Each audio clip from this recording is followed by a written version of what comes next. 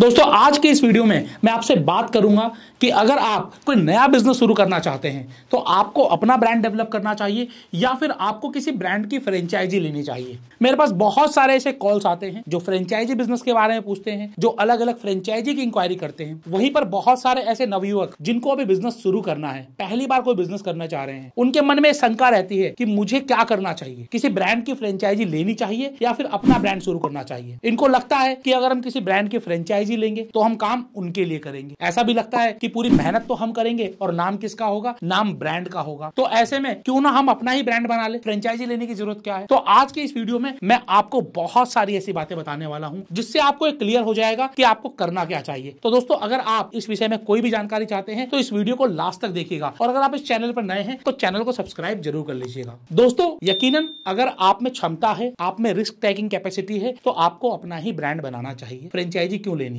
लेकिन सोचिए, आपसे मैं एक छोटा सा सवाल करना चाहूंगा। अगर आप डॉक्टर बनते हैं तो आप अपनी पूरी पढ़ाई करने के बाद कई सालों तक किसी डॉक्टर के अंडर काम करते हैं। अगर आप चार्टर्ड अकाउंटेंसी करते हैं, सीए बनते हैं, तो आप सीए के अंडर काम करते हैं। अगर आप लॉयर बनते हैं तो किसी लॉयर के साथ काम करते हैं। ऐसा क्यों होता है कि जो प्रोफेशनल्स हैं इनको अपनी प्रैक्टिस शुरू करने से पहले कुछ तय वर्षों तक किसी के अंडर काम करना पड़ता है। इसके पीछे का सबसे बड़ा कारण है कि वो उस काम को अच्छे से समझ जाए, उस बिजनेस में क्या क्या लूप होल्स हैं उसको समझ जाए, उस बिजनेस को करते कैसे हैं इस बात को समझ जाए। तो दोस्तों जब आप कोई प्रोफेशनल डिग्री लेते हैं तो आपको कहीं पर काम करने में कोई ऐतराज नहीं है। वहीं पर जब आप अपना बिजनेस शुरू करते हैं तो आपको लगता है कि पहले दिन से ही मुझे अपना ब्रांड बना लेना चाहिए। बुराई इसमें भी बिल्कुल नहीं है, आपको बिल्कुल बनाना चाहिए। लेकिन यहाँ क्या क्या दिक्कतें आ सकती हैं, आइए एक बार हम इस विषय में डिस्कस कर लेते हैं। अगर आप अपना ब्रांड बनाते हैं तो सबसे पहली चीज, जो बिजनेस आप शुरू करने जा रहे हैं क्या उस बिजनेस की पूरी जानकारी है आपको। लोग यूट्यूब पर या फिर किसी किताब में पढ़कर आधी अधूरी जानकारी ले लेते हैं और उसके बाद अपना बिजनेस शुरू कर देते हैं। इसी वजह से आपने देखा होगा कि 80 से 90% स्टार्टअप आज के दिन फेल हो जाते हैं। फेल होने का सबसे बड़ा रीजन यही होता है कि उन्हें उस बिजनेस की पूरी जानकारी नहीं होती है। जैसे कि हम लोग एग्जांपल लेते हैं मोमोज बिजनेस का। आज के दिन मोमोज बहुत क्रेज में है। आप जहां जाएंगे वहां पर आपको मोमोज के बिजनेस मिल जाएंगे। मोमोज बनाना कोई बहुत टफ भी नहीं है। अगर नहीं आता है तो आप आसानी से सीख सकते हैं। मोमोज में एक्स्ट्रा लगता ही क्या है, आपको कुछ यूटेंसिल्स ही तो लेने हैं, कुछ आपको गैस कुकर ही तो लेना है और आपका बिजनेस चालू हो जाएगा। लेकिन प्रोडक्ट बनाना और प्रोडक्ट सेल करना ये दो अलग अलग चीजें हैं। आपने देखा होगा बड़ी बड़ी कंपनियां हर चीज के लिए अलग अलग डिपार्टमेंट रखती हैं। सेल्स का डिपार्टमेंट अलग होता है, मार्केटिंग का अलग होता है, ऑपरेशंस का अलग होता है, एचआर के लिए अलग है, एडमिन अलग है। तो आखिरकार वो इतने सारे डिपार्टमेंट बनाते क्यों हैं? क्योंकि हर डिपार्टमेंट की अपनी स्पेशलाइजेशन होती है, वो उस फील्ड में माहिर होता है। चलिए जब आप as a proprietor single unit काम कर रहे हैं तो आप इतने डिपार्टमेंट तो नहीं बना सकते, लेकिन आप हर चीज की एक्सपर्टाइज किसी और से तो ले सकते हो। इसीलिए मैं कहता हूं फ्रेंचाइजिंग में पहले वर्षों में जाना चाहिए। अभी फ्रेंचाइजिंग छोड़ देते हैं, हम आपके ब्रांड की बात कर रहे हैं। आपने मोमोज बनाना तो सीख लिया, लेकिन इस मोमोज को बनाने में दिक्कतें क्या आती हैं, कस्टमर को क्या टेस्ट की रिक्वायरमेंट है, कस्टमर प्राइसिंग क्या चाहता है, कस्टमर की प्राइसिंग के साथ साथ जब आप सेल करने जाओगे तो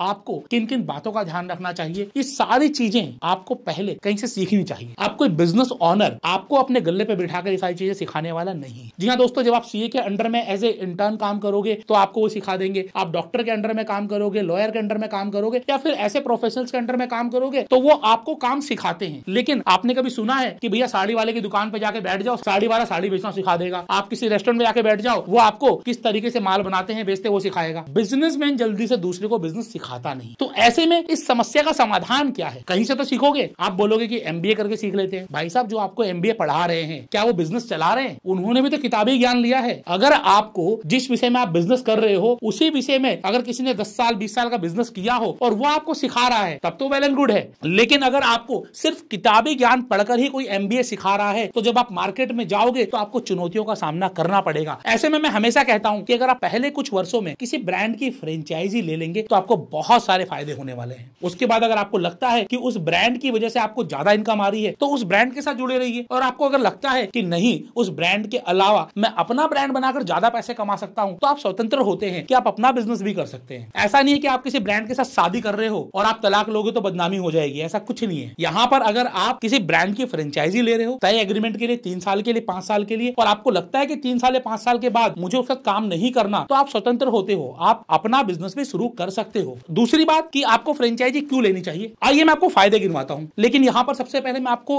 अपने ही कस्टमर की एक स्टोरी शेयर करना चाहूंगा, मिस्टर जैन की, जिनको ऐसा लगता था कि रेस्टोरेंट में कुछ खास बात है नहीं, खाना ही तो बनाना और परोसना तो है ही। तो ग्रेटर नोएडा में उन्होंने अपना खुद का रेस्टोरेंट स्टार्ट किया और अपने खुद के रेस्टोरेंट में 6 महीने साल भर चलाते रहे और हर महीने नुकसान नुकसान में थे। जी हाँ दोस्तों, हर महीने नुकसान में चलता रहा। पूरे साल भर में उनको 8 से 10 लाख रुपए का नुकसान हो गया। उसके बाद वो मेरे पास आए कि मेरे पास सेटअप है और मैं हर महीने नुकसान में जा रहा हूँ, ये रेस्टोरेंट बेच दो। मैंने कहा बेच देंगे, बिल्कुल बिक जाएगा, चलता हुआ बिजनेस बिकता है, लेकिन आप बेचने की बजाय क्यों ना किसी एक्सपर्टाइज के साथ काम कर ले। मैंने उन्हें एक बेहतरीन छोले भटूरे ब्रांड की फ्रेंचाइजी दिलवाई और वहां पर उन्होंने जब वो फ्रेंचाइजी ली, उसके बाद पहले दूसरे महीने तो थोड़ा लॉस रहा, लेकिन तीसरे महीने से क्योंकि छोले भटूरे का जो ब्रांड था वेल नॉन ब्रांड था, लोग उसको जानते थे बहुत बेहतरीन तरीके से, तो लोग उनकी दुकान पर आने लगे। साथ ही साथ उनका गल्ला बढ़ने लगा क्योंकि उनको प्रोडक्ट बनाने की टेंशन नहीं थी। प्रोडक्ट बनाने की सारी टेंशन किसकी थी? फ्रेंचाइजी वाले की थी। प्रोडक्ट बनकर आता था, उनको केवल गर्म करना होता था, फ्राई करना होता था और सेल करना होता था। तो उनका दिमाग मार्केटिंग में लगने लगा, उनका दिमाग आपस में लोगों को कैसे शेयरिंग करे इसमें लगने लगा। तो उन्होंने अपनी नेचुरल मार्केट को जो अभी तक कैप्चर नहीं किया था, क्योंकि दूसरे की फ्रेंचाइजी ले ली, तो अब ऑपरेशंस में काम उनका कम हो गया और मार्केटिंग में उनका काम बढ़ गया, सेल्स में उनका काम बढ़ गया, ग्राहकों के साथ उनका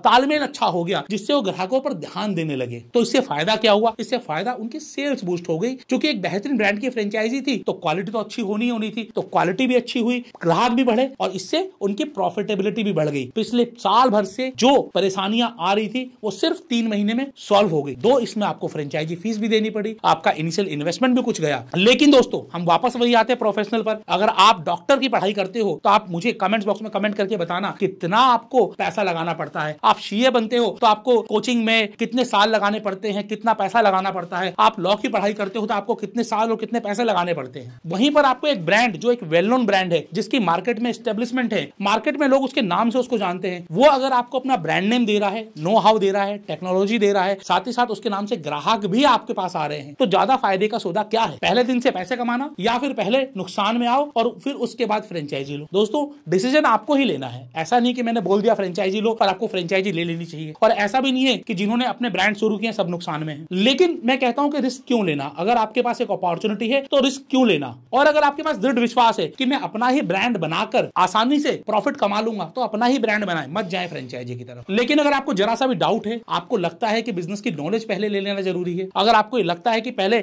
नो हाउ जान ले, पहले टेक्नोलॉजी के बारे में जान ले, पहले ये जान ले कि प्रोडक्ट तैयार कैसे होता है, पहले ये जान ले कि ग्राहकों के साथ डील कैसे करनी होती है, पहले ये जान ले कि हम अपने कैश को मैनेज कैसे करते हैं, पहले ये जान ले कि हम अपने एम्प्लॉइज को कैसे मैनेज करते हैं, पहले ये जान ले कि हम इन्वेंट्री कैसे मैनेज करते हैं, ग्राहकों के साथ कंटिन्यूअस अपनी रिलेशनशिप कैसे रखते हैं। अगर आपको लगता है कि ये सब जानना जरूरी है आपके बिजनेस के लिए, तो जब आप किसी की फ्रेंचाइजी लेंगे तो वो आपको सिखा देते हैं। क्योंकि जितने भी लोग फ्रेंचाइजी देते हैं उनके पास एक वेल प्रूवन और वेल रिटन एसओपी होती है, सिस्टमेटिक ऑपरेटिंग प्रोसेस, जिसके के जरिए आप उस बिजनेस की सारी बारीकियों को जान लेते हो। कुछ तो आप उनसे जान लेते हो और कुछ जब आप खुद से करते हो, करते करते भी तो समझ आती है ना, नए नए तरीके के ग्राहक आते हैं, नए नए तरीके के लोग आपसे आकर मिलते हैं, जिससे कि आपको आपके बिजनेस में बेहतरीन करने का अच्छे से आइडिया हो जाता है। तो दोस्तों यहाँ पर मैंने आपको दोनों चीजें बताई कि आपको बिजनेस करना चाहिए या फिर आपको फ्रेंचाइजी लेनी चाहिए। आइए एक बार दोबारा से समझ लेते हैं। अपना बिजनेस करते हैं तो यकीनन आप कर सकते हैं, लेकिन जब आप फ्रेंचाइजी लेना चाहते हैं तो फ्रेंचाइजर आपको क्या क्या देता है एक बार मैं आपको बता देता हूं। सबसे पहले वो आपको अपना ब्रांड नेम देता है, अपने बिजनेस का नो हाउ आपको देता है, अपने बिजनेस की टेक्नोलॉजी आपको बताता है, अपने बिजनेस की पूरी एसओपी आपके साथ शेयर करता है, किस तरीके से ग्राहकों के साथ डील करनी है ये भी शेयर करता है, साथ ही साथ डे टू डे ऑपरेशन में आपकी हैंड होल्डिंग करता है। तो ये सारी चीजें आपको फायदा होता है जब आप फ्रेंचाइजिंग लेते हैं, और फ्रेंचाइजिंग लेने के बाद आपको डे टू डे ऑपरेशंस में समय बच जाता है। फ्रेंचाइजी लेने के बाद आपको क्वालिटी कंट्रोल में समय बच जाता है। फ्रेंचाइजी लेने के बाद आपका समय बच जाता है काम करने के तरीके में। तो ये सब चीजें जब आप करते हो तो आपके पास समय अधिक होता है, और इस अधिक समय को आप अपनी सेल्स मार्केटिंग में लगा सकते हैं, जिसके के जरिए आप आसानी से बिजनेस लेकर आ सकते हैं। तो आपको क्या लगता है, क्या आप भी फ्रेंचाइजी बिजनेस शुरू कर सकते हैं? क्या वो बिजनेस है जो मेरे लिए सुटेबल रहेगा? और साथ ही साथ ऐसे बहुत सारे सवाल जिनके मैं अक्सर जवाब देता हूं अपने क्लाइंट्स को,